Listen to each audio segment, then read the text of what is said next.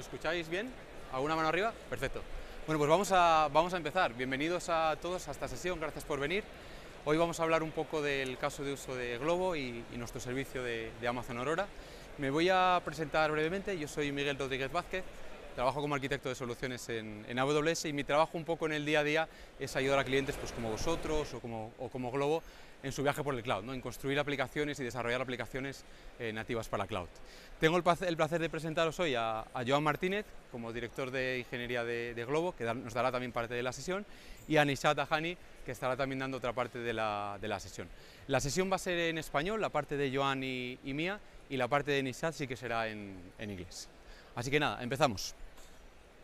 Esto es un poco la agenda que hemos preparado, la hemos dividido en tres partes, ¿vale? Hay una primera parte que es la que os voy a hablar yo ahora mismo, que es un poco de las funcionalidades del servicio de Amazon Aurora, ¿no? ¿Qué es Amazon Aurora? ¿Cómo funcionan un poco las tripas? ¿Cómo funciona sobre todo el almacenamiento? Luego entrará Joan en la segunda parte, nos contará un poco pues, la historia de Globo, ¿no? Seguro que muchos estáis familiarizados o sois clientes de Globo, nos contará un poco sus inicios, cómo empezaron con un único monolito y cómo fueron escalando hacia un entorno de múltiples microservicios, ¿no? Hasta llegar a día de hoy a cientos o miles de microservicios. La última parte nos va a contar un poco Nishat cómo han escalado internamente los equipos para básicamente automatizar todas las interacciones con las bases de datos, ¿no? Como os podéis imaginar, cuando empiezas con un monolito tienes una, dos, tres bases de datos, pero cuando creces a un entorno de microservicios eso se convierte en cientos de clústeres de Aurora, ¿no? Entonces han desarrollado una serie de herramientas y una serie de automatizaciones que nos contarán en detalle. Vamos a empezar un poco con una slide que no es técnica y me vais a perdonar, pero cuando estaba preparando la sesión creo que es muy interesante a veces dar un paso atrás. Aurora se lanzó en el 2014 y a día de hoy, 11 años después, sigue siendo el servicio que más crece de los que tenemos en AWS. Y por daros alguna referencia de clientes, estos son algunos de los logos de algunos clientes conocidos. De los 1000 clientes que más gastan que tienen más aplicaciones en AWS, 955 de ellos tienen alguna base de datos de Aurora en producción. Ahora ya centrándonos un poco en la parte técnica, me gustaría enfocar toda mi charla en tres pilares de tecnología. En la izquierda vais a ver todas las funcionalidades de Aurora relacionadas puramente con performance y escalabilidad de la base de datos. En el centro vamos a hablar de todo lo relacionado con durabilidad del dato y alta disponibilidad en las propias instancias de Aurora. Y la derecha, la parte de Fully Managed, ahí meteré un poco las funcionalidades que vienen orientadas a que, digamos, tengáis que hacer menos trabajo con la base de datos, ¿no? Todo lo que sea relacionado con remover trabajo de vosotros como clientes. Nos metemos ya en la parte de performance. Y como no, ya os lo mencioné antes, cuando hablas de Aurora tienes que empezar a hablar por el almacenamiento, ¿no? Porque es lo que lo hace un poco diferencial. Para las que no lo conozcáis, Aurora es una base de datos relacional, compatible con los open source de MySQL y de PostgreSQL, y tiene lo que nosotros llamamos un volumen de almacenamiento, que repartimos entre tres zonas de disponibilidad. Esto que veis en azul, ese volumen que veis en azul, realmente es el almacenamiento que se le presenta a las instancias de Aurora.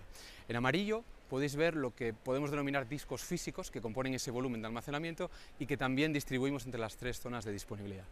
Aquí veis que hemos puesto 9, ¿no? 3 en cada zona de disponibilidad, realmente podrían ser cientos o miles. Vosotros no los veis, no veis esos discos, no podéis elegir el número de esos discos. Digamos que lo hacemos de una manera gestionada. Al margen del volumen de almacenamiento tienen las instancias de cómputo, la máquina, ¿no? donde va la instalación de MySQL o la instalación de Postgre. Ese es el típico endpoint pues, que vas a utilizar luego desde tu aplicación pues, para leer y escribir, ¿no? Este es el que gobierna un poco, sobre todo, cualquier operación de manipulación de datos. Nosotros a la hora de escribir datos en la base de datos lo vamos a hacer con un log. Y esto es algo bastante diferente, ¿no? A lo que sería un open source. No escribimos bloques, no escribimos páginas. Lo que hacemos es traducir eso con una capa intermedia a un log. Y ese log transaccional de modificación del dato, lo traducimos en datos que acaban en el almacenamiento. ¿Veis ahí todos esos cuadraditos de colores? Esos son segmentos de 10 gigas, que es la unidad mínima que usamos nosotros en el almacenamiento, y que persistimos con cada escritura. Aquí veis que en cada una de esas escrituras se van a tener 6 copias, 2 en cada zona de disponibilidad. Ahí veis los 6 cuadraditos iluminados.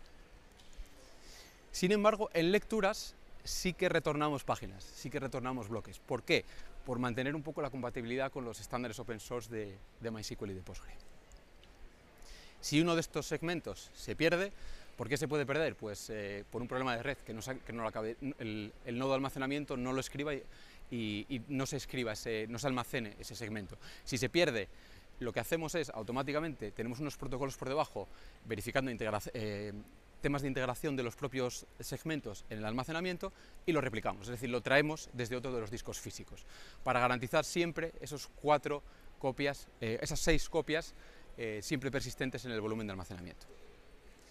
¿Qué pasa si falla el disco físico? Otro caso de uso, ¿no? Porque los discos fallan. Y si un disco físico lo perdemos, lo que hacemos es, como tenemos, digamos, almacenado la información de qué segmentos tenías almacenados en ese disco físico, mientras levantamos otro disco físico, cogemos otro disco de la flota y replicamos todos los segmentos que estaban ahí almacenados para seguir manteniendo siempre esa consistencia de 6 copias de vuestros datos. Hablamos ahora un poco de escalabilidad de lo que viene siendo la instancia. Os hablaba antes de que tenéis una única instancia para lectura y escritura, podéis escalar en lecturas. ¿Cómo escalas en lecturas? Levantando una instancia de lectura. Es lo que veis aquí como esa instancia de read-only. Esa instancia puede ser de otro tipo distinto a la instancia que tengáis como instancia principal. Entonces podría darse un momento determinado en el que tuvieseis hasta un máximo de 15 réplicas de distintos tamaños y tipos. Todas ellas les presentamos el mismo volumen de almacenamiento. ¿Qué quiere decir? Que están viendo exactamente la misma copia de los datos. Podría darse el caso, como os comentaba, que en la parte izquierda tuvieseis unas instancias Graviton con procesadores ARM de los desarrollados por AWS, tuvieseis una instancia central de escritura que fuese Intel y tuvieseis otra instancia que fuese Serverless. Pueden convivir perfectamente en el mismo clúster, ¿no? Por esa disociación entre cómputo y almacenamiento.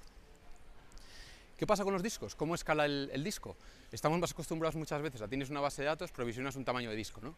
En el caso de Aurora, como no tienes ese ejercicio de provisión y de preocuparte del tamaño, nosotros vamos metiendo discos físicos para dar cabida a tus necesidades de almacenamiento. Es decir, que en un instante determinado, pues puede ser que el tamaño del disco haya ido creciendo y tengas acceso internamente a más discos físicos para almacenar tus datos. Es cómo escala lo que es el volumen de almacenamiento. No lo mencioné antes, puede llegar hasta 128 teras, que ya es una cantidad bastante importante. Rápidamente, failover. ¿Qué pasa si pierdes la instancia principal, donde escribías? Pues automáticamente, en base a la prioridad que tú configures, alguna de las otras instancias que tenías de lectura toma el control. Va a tomar el control y pasa a ser la instancia de escritura. Aquí veis que en este caso ha pasado a la de serverless. Y bueno, con esto ya hemos cubierto la primera parte. Digamos que ponernos un poco al día con cómo funciona toda la parte del almacenamiento de Aurora. Seguimos con más funcionalidades. Esto es un poco, si tenemos algún DBA en la sala, seguro que se identifica bastante con las mejores bases de datos o que más rendimiento le sacas, son las que hacen menos I/O, las que van menos a disco a buscar información y las que minimizan, al ir menos a disco, el número de paquetes que hay en la red. Particularmente relevante si los discos no son network attached, es decir, que los discos no están físicamente en el propio hardware, en la propia máquina. Esto sigue siendo el mismo principio en Aurora.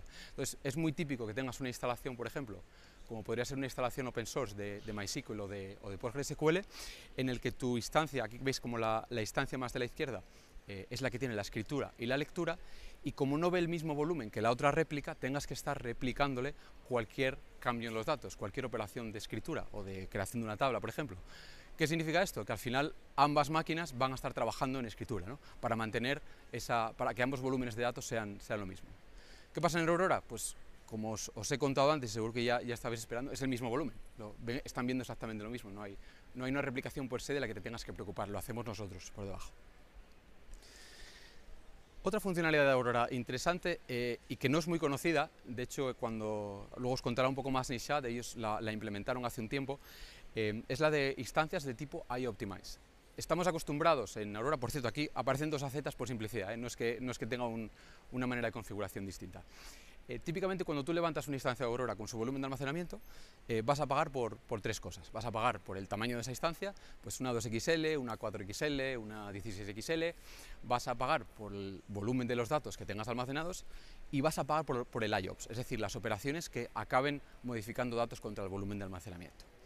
¿Qué es lo que pasa? Que algunos clientes nos dieron feedback y nos dijeron, oye, es que yo tengo algunas bases de datos muy grandes, que tengo muchísimo IOPS y dependiendo del mes, de la semana, de mis cargas de trabajo, la factura a veces es un poco distinta, ¿no? De mes a mes. Entonces hay otro tipo de instancia que se llama IOptimize, que la podéis lanzar como IOptimize, que lo que hacemos es quitamos el componente de precio de IOPS y dejamos solo el de la instancia y el del almacenamiento.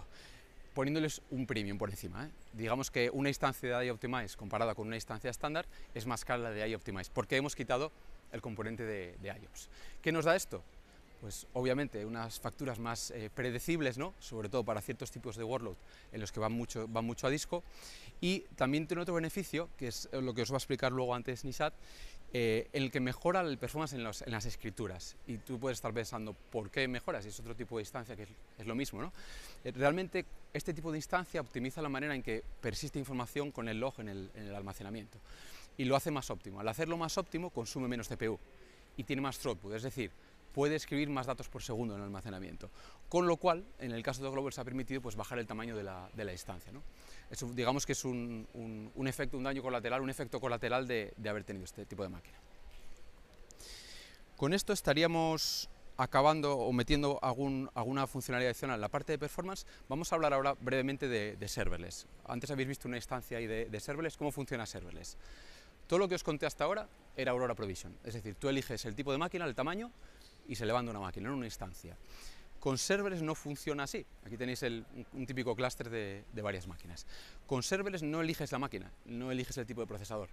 En lo que se va a levantar es una máquina del tipo serverless que está compuesta por lo que llamamos ACUs o Aurora Compute Units. ¿Qué es una Aurora Compute Unit? Pues es una medición que tenemos nosotros internamente y que se corresponde con 2 GB de memoria y su disco y su parte de red que vienen de la mano, ¿no? Por así decirlo. Entonces, digamos que este tipo de instancia lo que te va a permitir es que no te preocupes del tamaño de la instancia, porque ella propia va a crecer y a decrecer en función de los requisitos que tengas tú con tu propia aplicación, ¿no?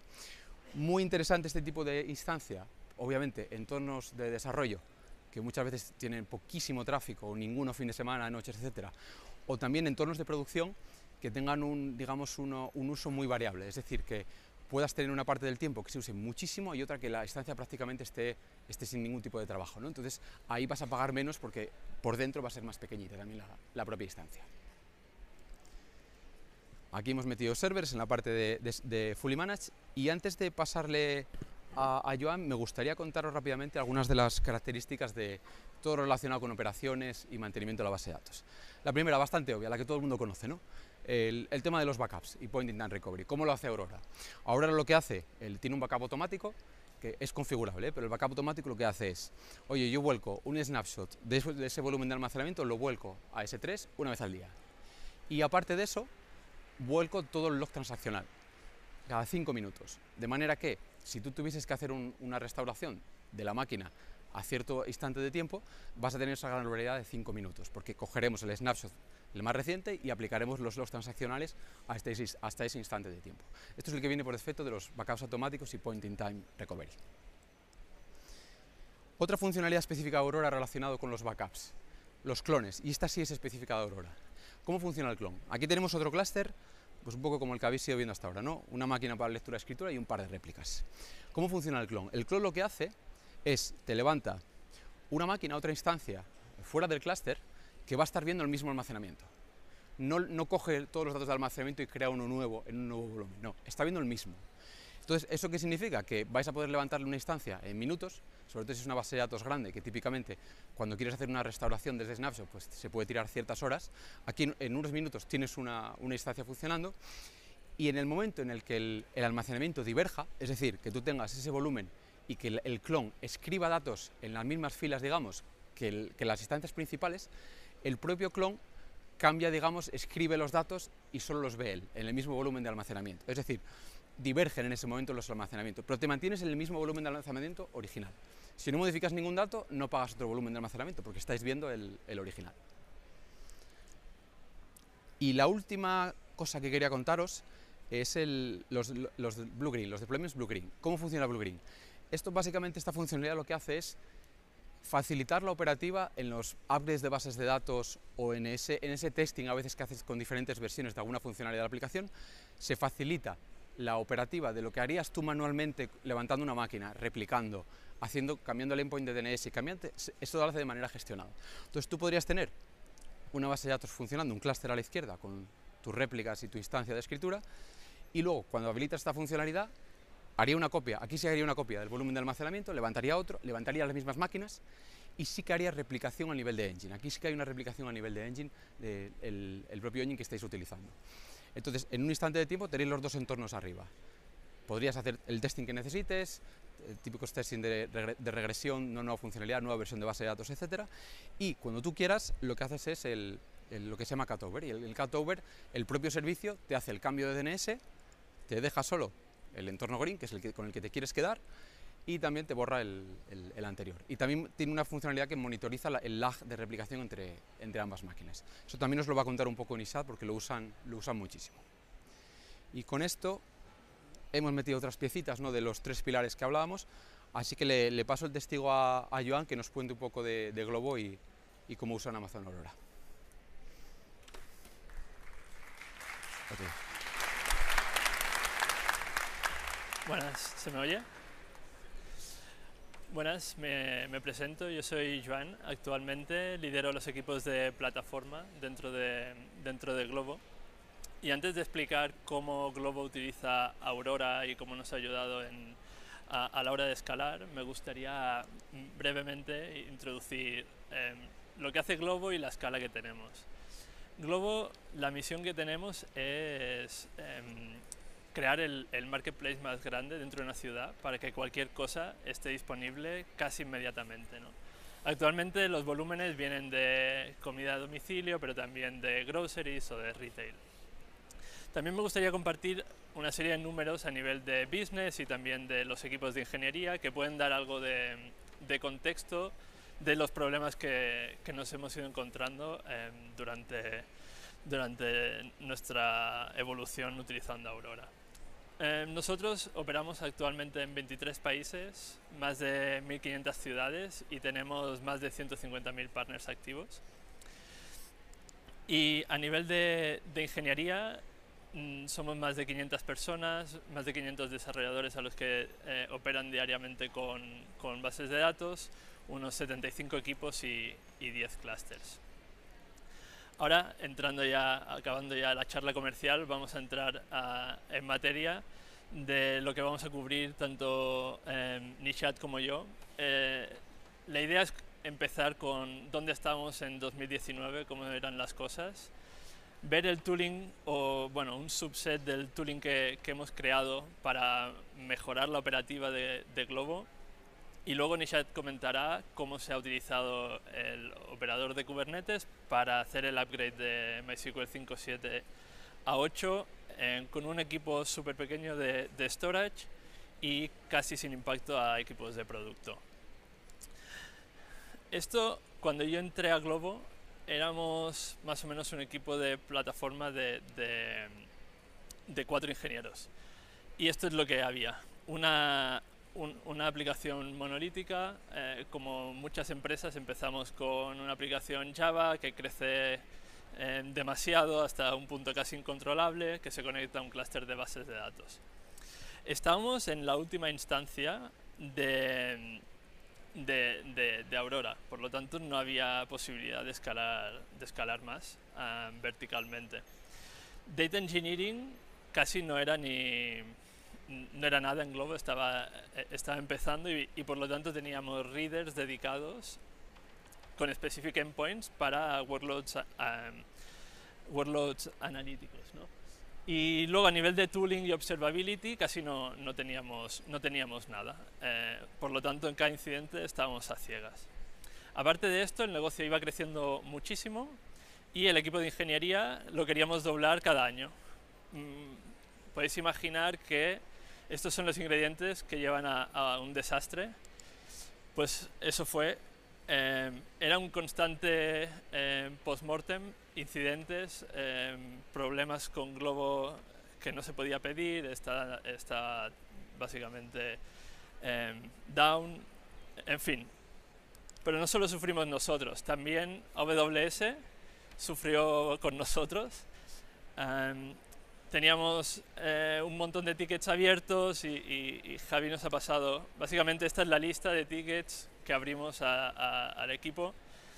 Esto fue una época que la recuerdo con cierta nostalgia. Creo que Javi, nuestro TAM y Miguel perdimos yo creo que 3-4 años de vida, pero fue bastante divertido por todo lo que aprendimos. Entonces ahora vamos a cubrir un poco las cosas que hemos ido haciendo o tooling que hemos ido generando para intentar solucionar cada uno de estos puntos. Lo primero que hicimos es, como el equipo de ingeniería iba creciendo, hasta ahora todo lo relacionado con la base de datos era manual y había una sola persona ejecutando esas migraciones. Lo que hicimos es automatizarlo para minimizar errores, pero también para facilitar la vida a los desarrolladores y que pudiesen crear productos más rápido. Lo primero que hicimos fue introducir como un validador de Schema Migrations en el CI/CD. Esto es una tool hecha en Python. Básicamente mira que tu cambio, tu alter, que sea backwards compatible, que no rompa nada.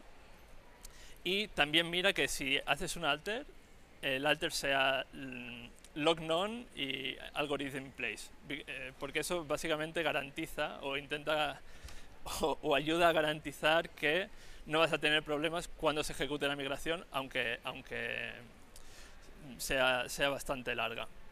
Y la otra cosa que hicimos es aplicar las migraciones en el CI/CD.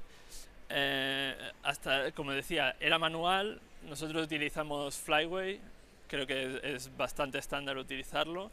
Y aquí pongo safely porque una de las cosas que nos encontramos es que aunque ponga log none en un alter, en verdad siempre hay un log que es necesario, que es el log metadata de la tabla, y si no consigues ese log, todas las transacciones se te bloquean y, bueno, esto lo aprendimos con incidentes. Básicamente tu aplicación se viene abajo y esto nos causó perder bastantes pedidos. La otra cosa que hicimos es empezar a entender mejor nuestras bases de datos. No teníamos nada y desgraciadamente casi cada uno de estos puntos lo aprendimos con un incidente.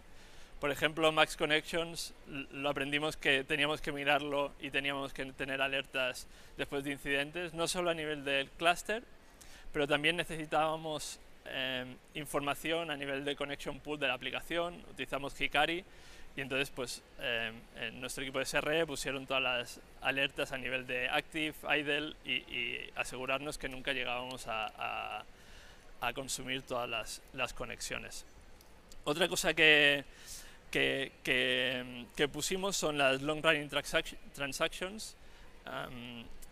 Esto básicamente luego lo explico en detalle, pero por cómo está hecho Aurora, una long running transaction en un reader te puede afectar workloads en readers, en otros readers o incluso en el writer por cómo está hecho, ¿no?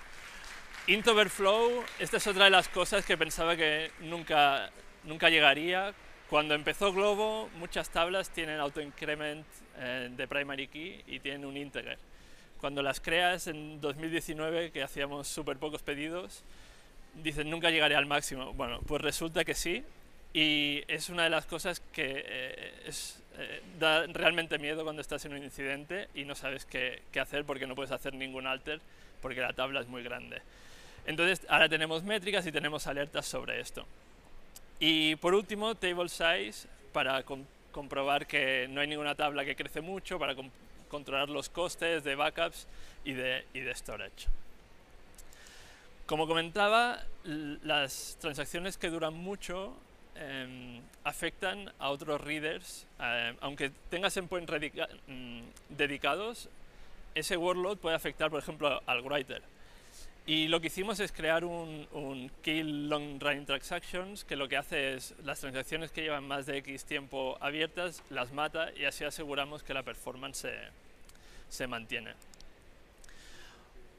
Otra cosa que desarrollamos, que creo que está bastante bien, es todo el tema de partitioning.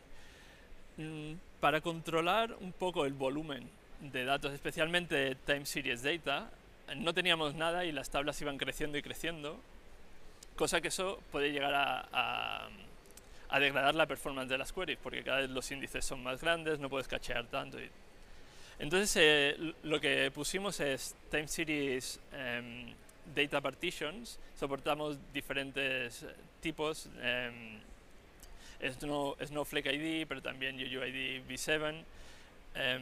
Y esto ayuda mucho también porque facilita quitar datos sin fragmentar nada de los índices. Entonces creo que esto también ha sido un cambio y actualmente lo estamos intentando poner como regla para que todas las bases de datos nuevas o todas las tablas tengan una Data Retention Policy que podamos dropear datos que no son relevantes para el Transactional Data. Por último, como casi todo el mundo, una vez tienes el monolito empiezas a moverte a microservices. Entonces, esto parecía más fácil de lo que realmente era, porque a medida que vas escalando te vas encontrando problemas. Entonces, dentro de nuestro módulo, esto es lo que teníamos configurado para la base de datos o el clúster del monolito. Teníamos un Terraform Module que nos daba también todas las métricas de las que hemos hablado, lambdas a nivel de el Transaction Killer y todo esto. Entonces, esto funciona cuando tienes pocas bases de datos. Pero lo que acabó pasando es esto, que acabamos con un montón de configuración distribuida en todos los repositorios, que era súper difícil de manejar, ¿no? Entonces esto nos lleva al siguiente problema, que es lo que nos encontramos. Crecimos de 10 a 100 clusters y esto creó mucha fricción con el tooling que teníamos. Pasamos a tenerlo todo distribuido y había mucha fricción con la gente de producto porque ellos no tenían incentivo para hacer upgrade a nuevas versiones y el equipo de storage sufría para asegurarse que todas las nuevas mejoras y cosas críticas estuviesen rollout a todos los clusters, ¿no? Y esto es lo que ahora comentará Nishat de cómo lo solucionamos con el Kubernetes Operator.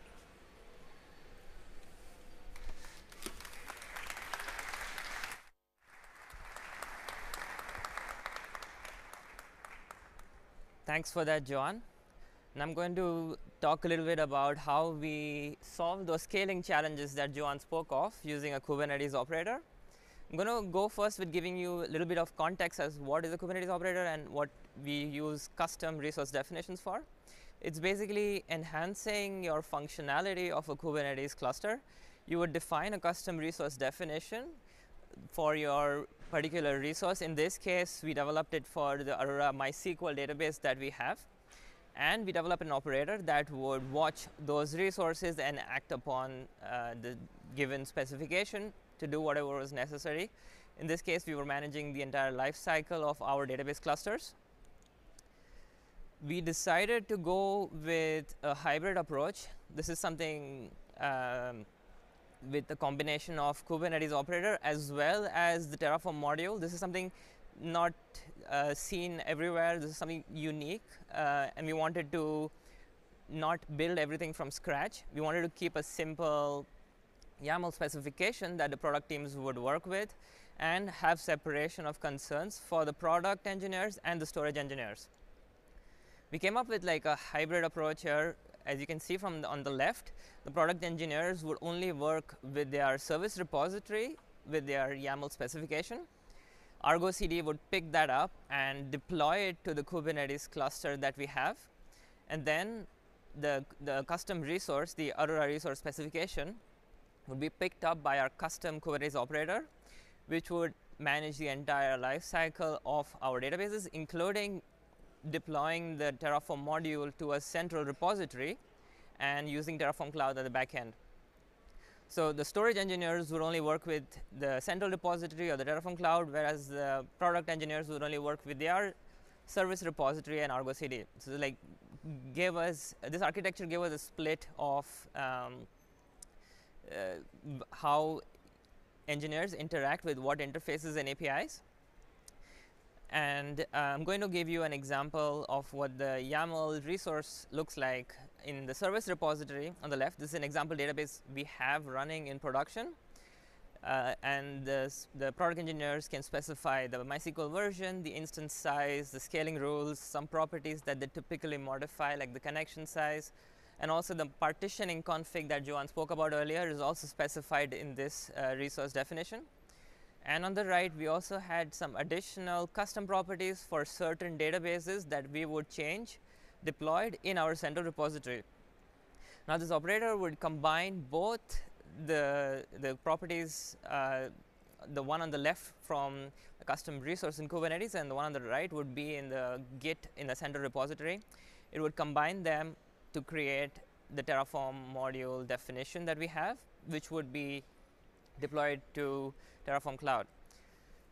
I'm going to go through an example of how this Git orchestration would look like for one change of rolling out a new Terraform module version on the entire fleet of database clusters that we have. So in this example, I'm going to show you what happens on one particular database custom resource. The focus here would be on the state here, where the condition and the Terraform version refs are defined. This is how the Kubernetes operator stores state in the cluster and reconciles continuously based on the desired specification. So I'm going to go through the 5 steps that would, in this Git orchestration lifecycle, that would be kicked off once we tell the operator to upgrade the entire fleet of database resources that we have to this new Terraform version. So first, it will open a pull request in the central Git repository. It will wait for automated checks from the Terraform Cloud for Sentinel policies, where we have some rules to prevent accidental changes or destroys fully automatically, and also wait for Terraform plan to succeed. Once that is done, the operator will merge the PR, wait for the Terraform plan to be applied, and then finally the state will go back to ready, and the version ref will go back to what it will be updated to the version that we desired. This orchestration works for any other specification that we need to change with the Terraform module requires, and this let us build more functionality on top of the existing functionality that we have in the Terraform module. Now, I just want to go and recap the challenges that we faced before and the result with this new architecture that we have. So there was no maintenance overhead for product teams for these kinds of internal upgrades that they don't care about, and it was just one line change for us, where the operator would safely roll this out to the entire fleet of database clusters that we have. Now, this let us free up most of our time to develop or build more functionality on top of this and enter MySQL upgrade. So we decided to fully automate the MySQL upgrade process using the operator. And before we get into that, I'm going to take you a little bit to the past, give a history of what we were doing before we had Kubernetes operator.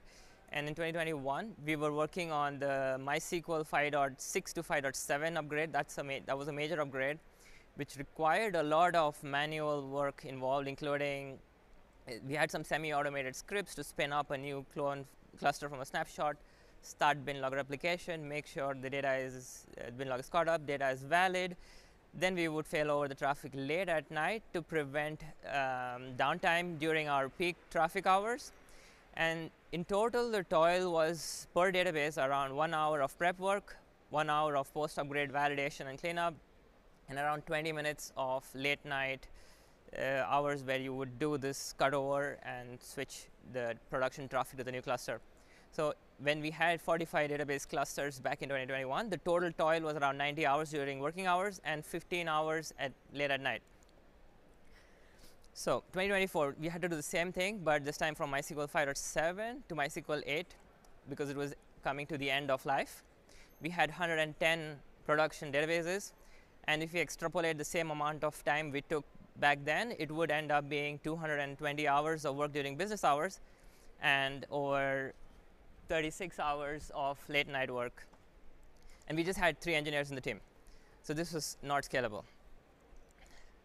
So we decided to fully automate this with one simple line of change that would happen in the spec, in the service repository that I spoke about earlier. So this one line change instructs the operator to move the specification to this new version. It will reconcile the difference between the observed version that we have in the state, and it would kick off the state machine flow for the whole MySQL upgrade process. Now here you can see one of the steps involved is creating a blue-green deployment, which Miguel spoke about earlier. But we had to do a few more additional steps to it, like copy the scaling settings that we had to make sure it's in sync between the existing production and the green cluster. We also added a little bit more validation for read traffic during our our peak traffic hours in the evening. We gradually shifted read traffic from the old cluster to the new cluster. We were validating in real time the replication lag as well as the CPU latency and the query latency. In case we saw any issues, we failed back to the blue cluster. We evaluated what was going on. We worked with teams to optimize some queries.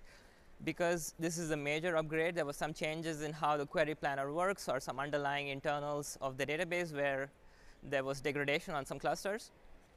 But if this was completely fine within the thresholds that we set, the operator will move to the next step.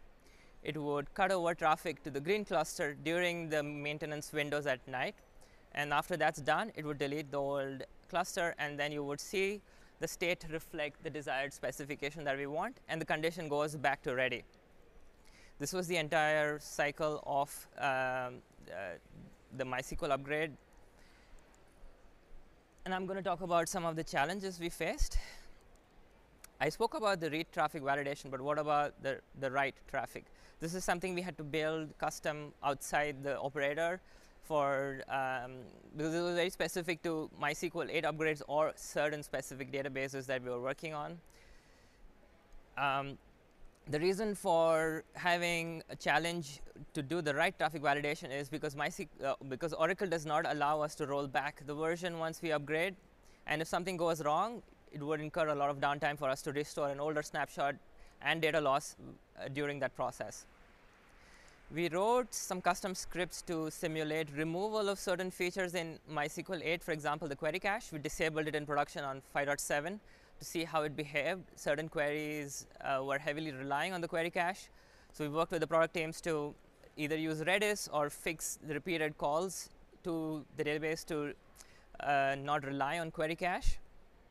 We also wrote some bespoke benchmark test suites to simulate production traffic for certain databases, especially our MonolithDB, which Johan mentioned earlier. At the time, we were on the largest instance size that AWS offered with 96 virtual CPU cores, and this was very critical to our production workflow, and we had to be very careful when we make changes to this. I'm going to talk a little bit about IO Optimized and how it helped us improve latency and save cost, even though it's more expensive. But a little bit of context here. When we were in MySQL 5.7 on a monolith database on 96 CPU cores, this is not very often that you would run such large instance size for MySQL. We had to work with AWS support to manually apply some custom patches to keep our latency under the thresholds that we require, which had a trade-off of increased CPU usage.